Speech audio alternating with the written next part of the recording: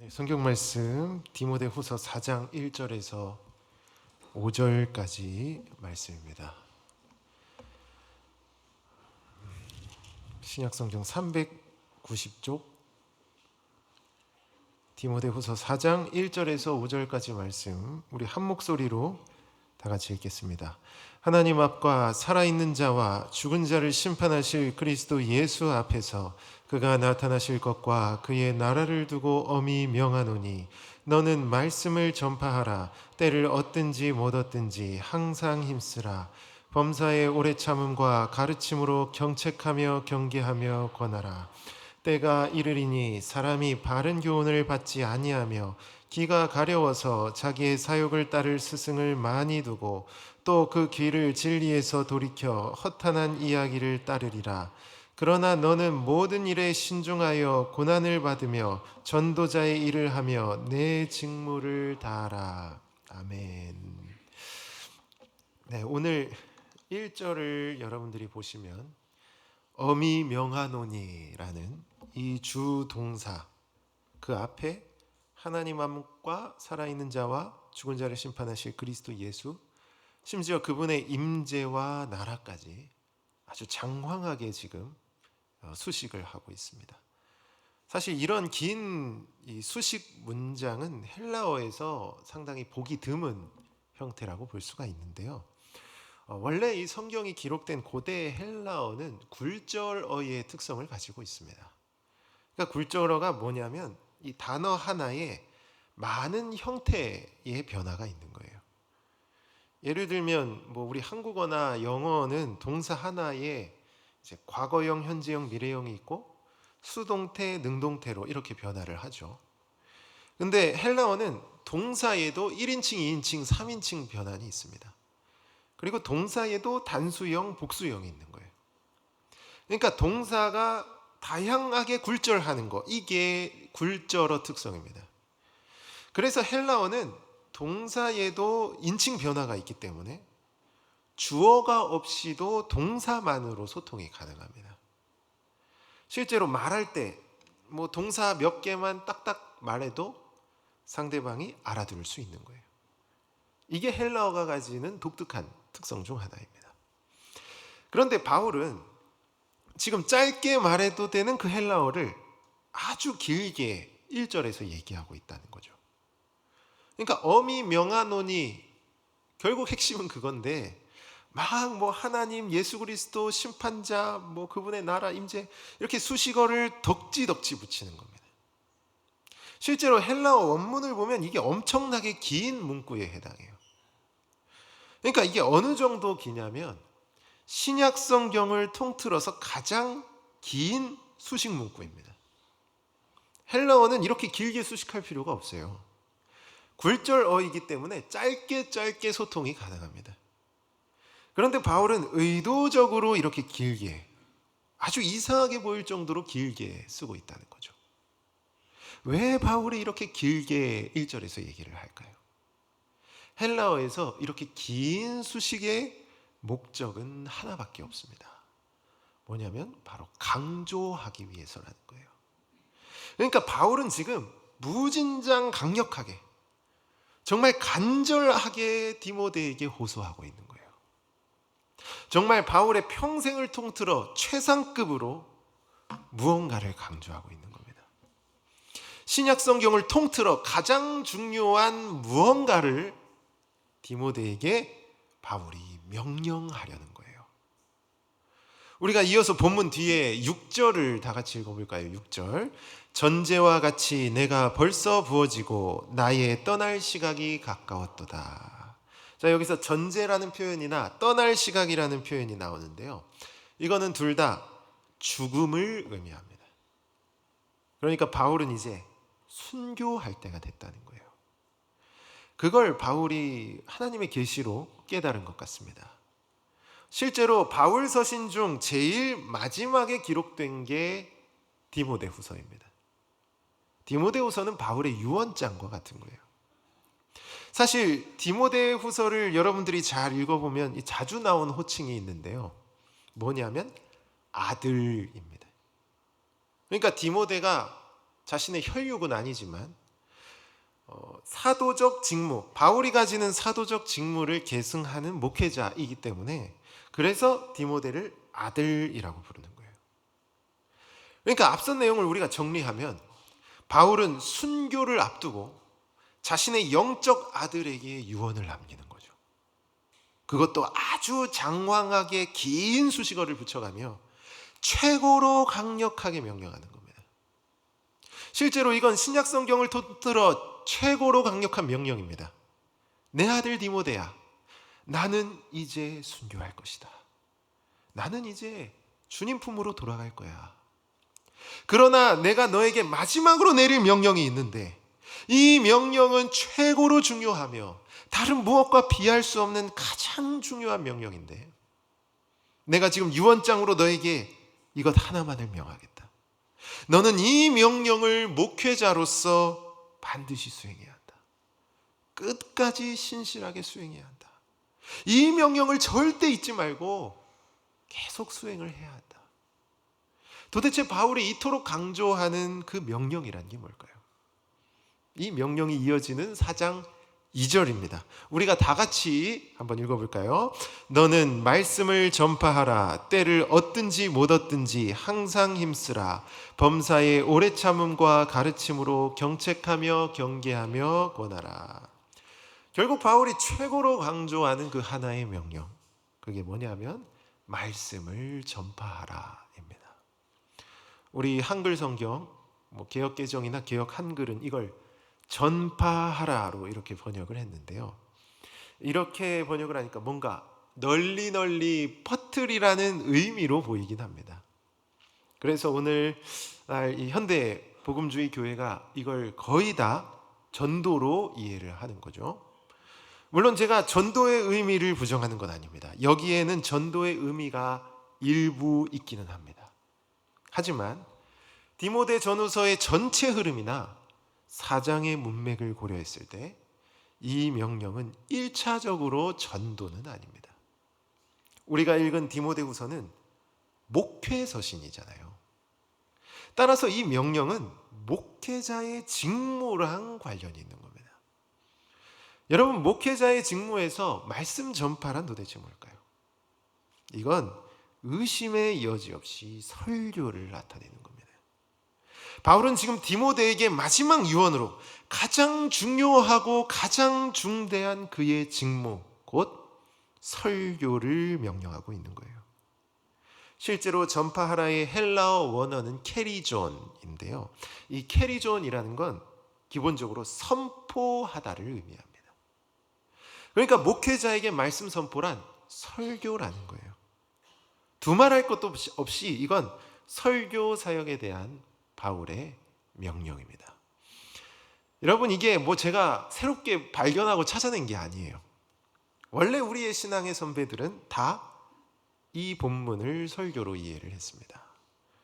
종교개혁가 마틴 루터부터 시작해서 칼빈, 매튜 헨리, 찰스 스펄전, 로이드 존스, 조나단 에드워즈 전부 마찬가지입니다.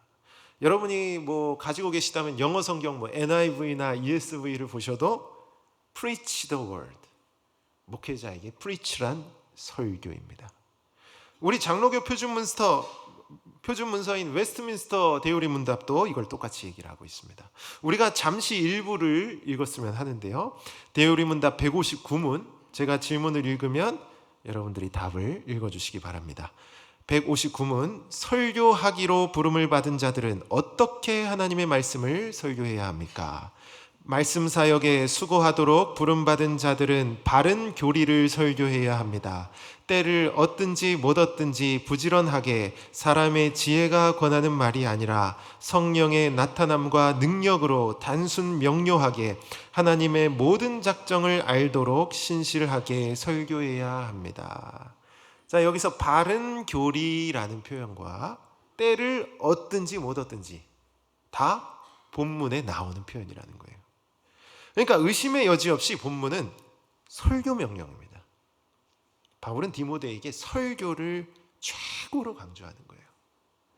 내 아들 디모데야, 내가 너에게 정말 최고로 중요한 그 한 가지를 명하겠노라. 하나님과 우리 구주 그리스도 예수와 그분의 임재와 나라 앞에서 맹세코 너무나도 중요한 그 한 가지 사역, 네가 결단코 잊지 말아야 할 그 한 가지 사역을 내가 명하겠다. 너는 이 명령을 평생 가슴에 품고 이 명령을 끝까지 수행하라. 그리고 그 명령이 뭐냐? 바로 말씀을 설교하라입니다. 목회자로서 말씀 사역을 끝까지 신실하게 수행하라는 거예요. 오늘 2절 하반부를 보시면 경책하며 경계하며 권하라라는 표현이 나옵니다. 여기서 경책과 경계는 꾸짖음을 의미하고요. 마지막 권하라는 고발하다, 독촉하다의 의미입니다. 사도행전을 보면 바울이 고발을 당해서 법정에 서게 되죠. 그때 사용되는 동사가 바로 이 동사입니다. 그러니까 디모데는 설교 사역을 최우선에 두고 언제나 신실하게 그는 말씀으로 회중을 꾸짖어야 하고 그는 말씀으로 회중을 고발해야 하는 겁니다. 죄로부터 회중이 회개하고 변화된 삶으로 나아가도록 그들을 꾸짖는 긴급한 고발장을 회중에게 송부해야 한다는 거예요. 이게 실제로 성경이 말하는 설교의 방식이라는 겁니다. 여러분, 아울러 2절 중반부를 보시면 때를 얻든지 못 얻든지라는 표현이 나옵니다. 여기서 때라는 건 농경사회에서 사용되는 시간의 단어입니다.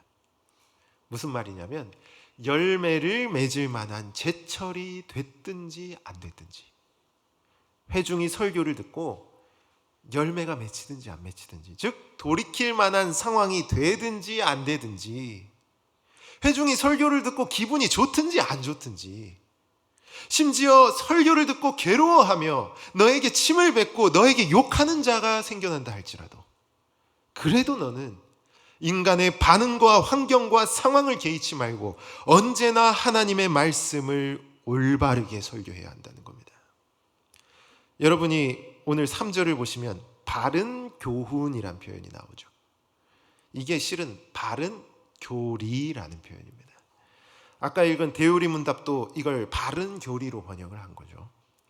그러니까 한국말로 교훈이라고 하면 뭔가 도덕적인 덕담이나 훈화로 생각하기 쉽지만 원래 뜻은 말씀을 체계적으로 정리한 가르침, 곧 교리를 뜻하는 겁니다. 따라서 디모데는 말씀을 끝까지 바른 교리로 설교해야 한다는 거예요.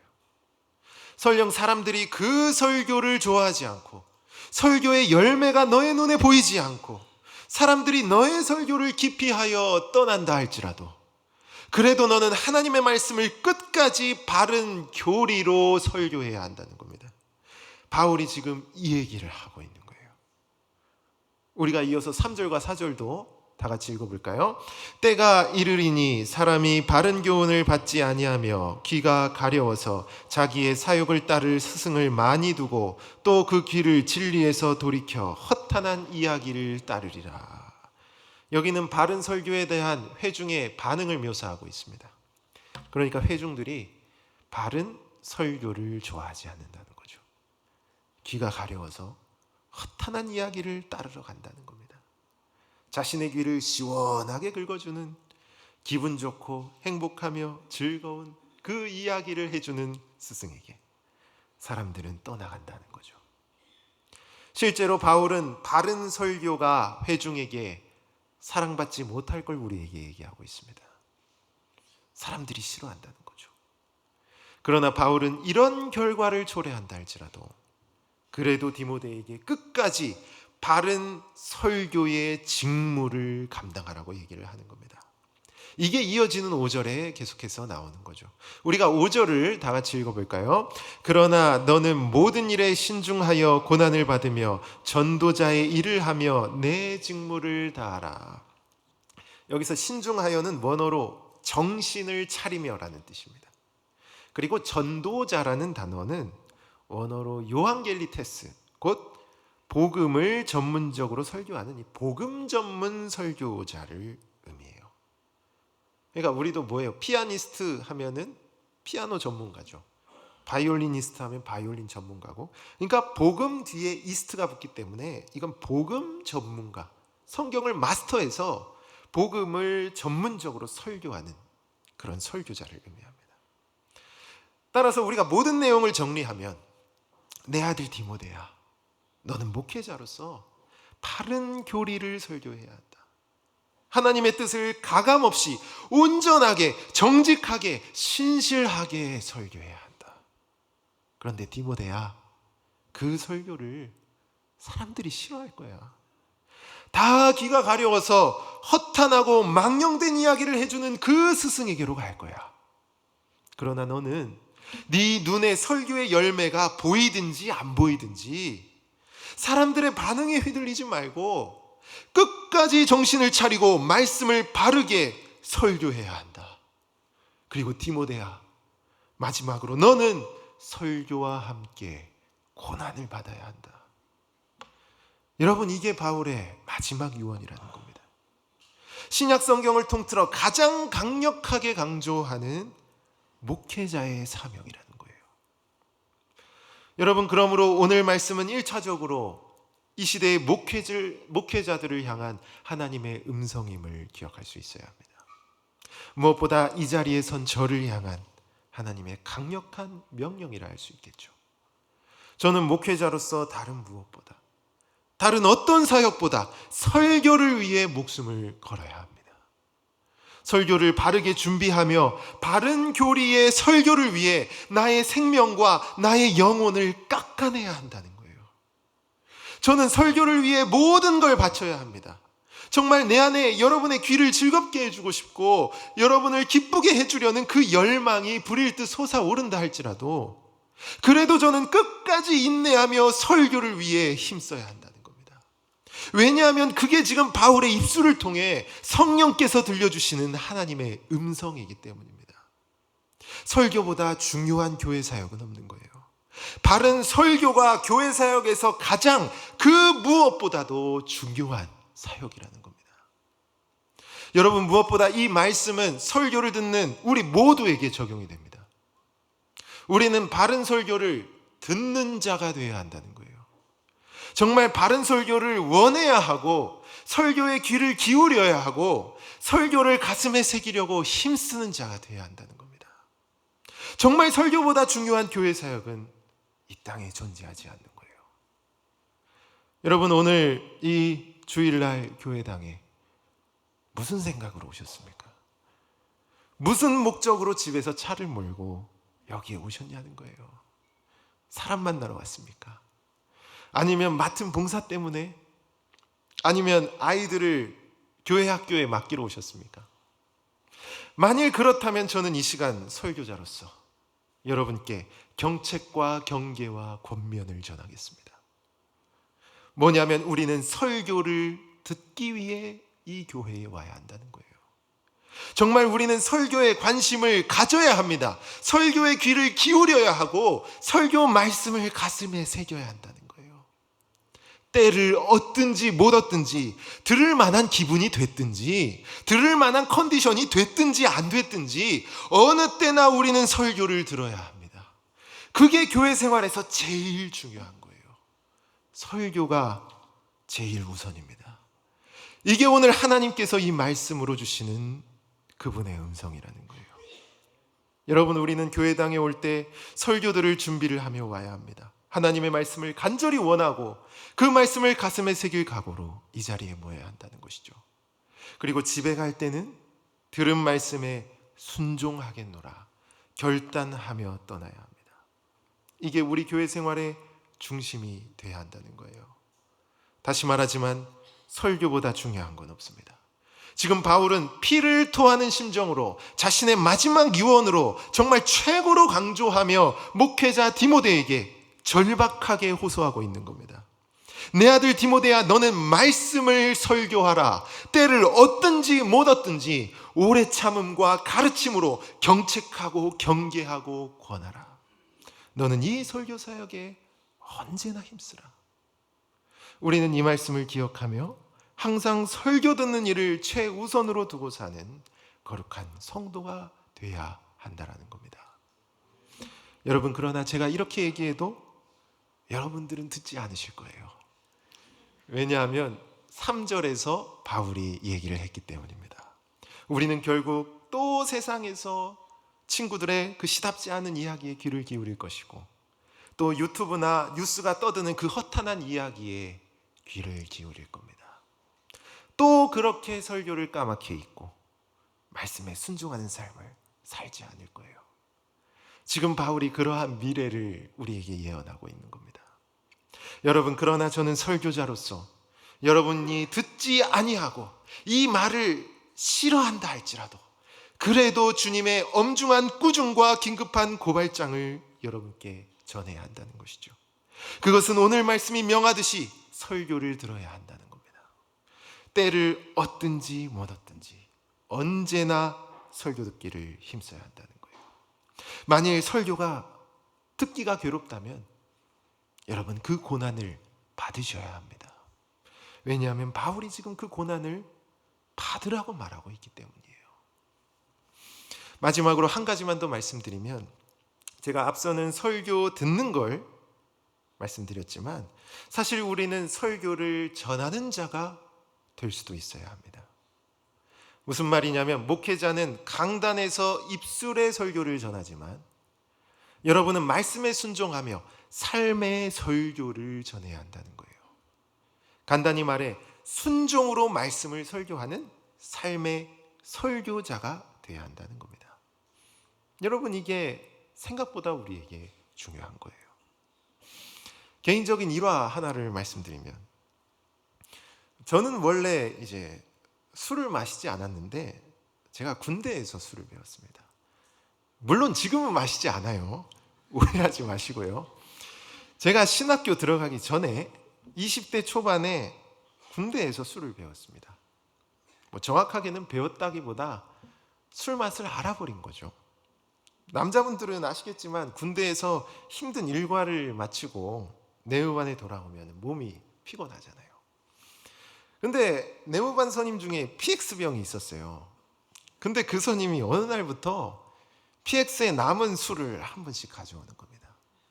그래서 밤에 불을 끄고 이제 내무반 식구끼리 3, 3호 모여서 몰래 술을 이제 한 번씩 마시는 겁니다. 그런데 이제 피곤에 찌든 몸에 술이 들어가는데 맛이 기가 막힌 거예요. 그래서 제가 군대를 전역한 후에 계속 술을 마시면서 살았습니다. 대학 동기들과 동네 친구들 불러가지고 매일같이 새벽에 술을 먹고 늦게 집에 들어간 거예요. 그런데 하루는 오늘 같은 무더운 여름이었습니다. 정확한 날짜는 기억나지 않는데요. 아무튼 그날 저녁 친구들과 고깃집에서 이제 삼겹살을 구워 먹는데, 이제 제주도에선 또 유명한 술이 한라산이거든요. 그래서 한라산 히야시로 2-3병 까가지고 친구들이랑 같이 마시는데 낙원이 따로 없는 거예요. 와, 너무 좋은 겁니다. 그래서 얘들아, 우리 더 가자. 2차 가자. 3차 가자. 그래서 고깃집을 나와 2차, 3차까지 계속 달린 거예요. 그렇게 거의 새벽 2-3시까지 계속 마시고 그날 새벽에 집에 들어간 겁니다. 그런데 알다시피 저는 이제 아버지가 목사님이시고 사택이 교회 건물 안에 있었어요. 그러니까 목사 아들이라는 놈이 이제 새벽에 술 처먹고 술 기운이 거의 끝까지 올라온 상태로 교회당에 걸어 들어온 겁니다. 아무튼 한가득 술에 취해서 그 새벽에 사택으로 올라가는데, 저는 우리 가족이 그때 다 잘 거라고 생각을 했어요. 그런데 사택으로 올라가는 계단을 올라가는데 아버지의 서재가 보이는 작은 창문에 노란 불빛이 살짝 보이는 거예요. 사실 그 창문이 불투명 창문입니다. 근데 아버지가 이 안쪽은 잘 보이지 않지만 불빛만 살짝 보이는데, 그 불빛이 어떤 불빛이냐? 책상 위에 있는 스탠드 불빛인 거예요. 그러니까 아버지가 그 늦은 새벽까지 설교를 준비하고 계신 거예요. 제가 그 빛을 보고 단번에 알았습니다. 그런데 저는 그 당시 속으로 이렇게 생각을 했어요. 에휴, 저 아버지가 그렇게 한다고 설교가 달라질까? 왜냐하면 저희 아버지는 어릴 때 좀 힘들게 사셨거든요. 저희 할아버지가 거의 술에 중독이 돼서 재산을 다 탕진하고 젊은 날에 돌아가셨습니다. 그래서 아버지가 어릴 때부터 가난하게 자라셨고 이제 신학교도 정말 힘들게 다닌 거예요. 그래서 돈이 없어서 학교도 여러 번 휴학하고 돈이 없어서 책을 사지를 못하셨습니다. 그러니까 신학교 때 제대로 된 공부를 해보지를 못하신 거예요. 그리고 이제 나이가 들어서 공부를 하려고 하는데 그게 잘 되겠냐라는 겁니다. 이제 와서 열심히 한다고 해도 달라질 가능성이 별로 없는 거죠. 그런데도 아버지는 그 옛날 교수님께 배웠던 그 필기들을 꺼내놓고 밤새도록 그거를 읽으면서 책상에서 씨름을 하는 거예요.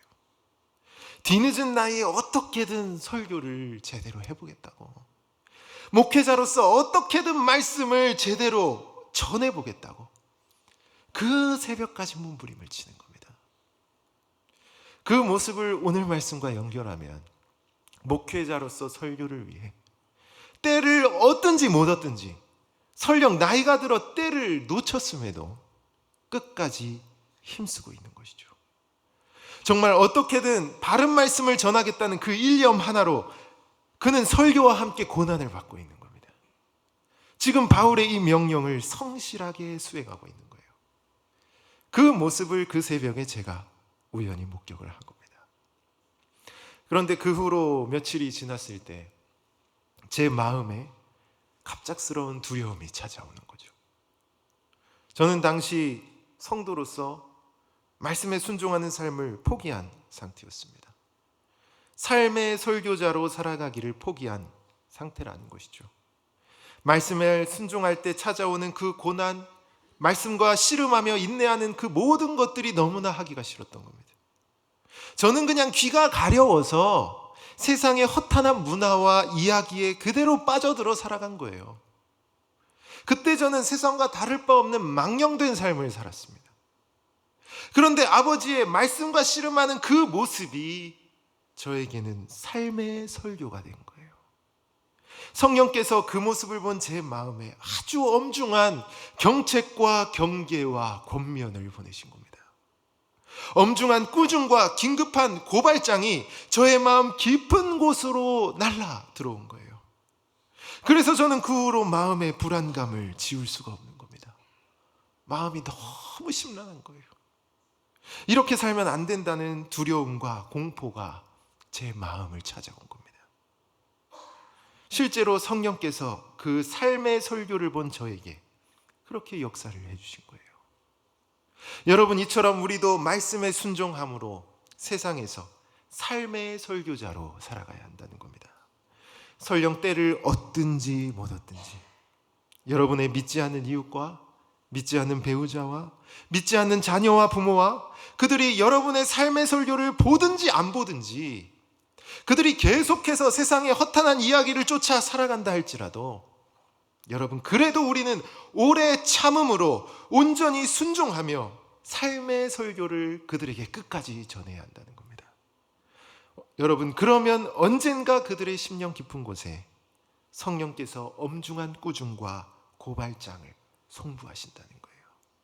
결국 그들이 회개치 않고는 견딜 수 없도록 너무나 큰 두려움과 불안감에 빠져 결국 주님께로 돌아올 수밖에 없도록 우리 주님께서 언젠가 그렇게 역사하신다는 겁니다. 우리는 이러한 주님의 역사를 항상 고대하며 삶의 설교자로 언제나 순종해야 하고 또 언제나 고난을 받아야 한다는 겁니다. 이게 지금 성령께서 바울의 입술을 통해 오늘 우리에게 주시는 하나님의 거룩한 음성이라는 거예요. 여러분, 그러므로 말씀을 맺겠습니다. 우리는 설교를 먼저 듣는 자가 되어야 합니다. 또한 삶으로 설교를 살아가는 자가 되어야 합니다. 때를 얻든지 못 얻든지 우리는 언제나 이 일에 힘써야 한다는 거예요. 결국 때가 이르게 될 것이고 사람들은 바른 교리를 듣지 않게 될 것입니다.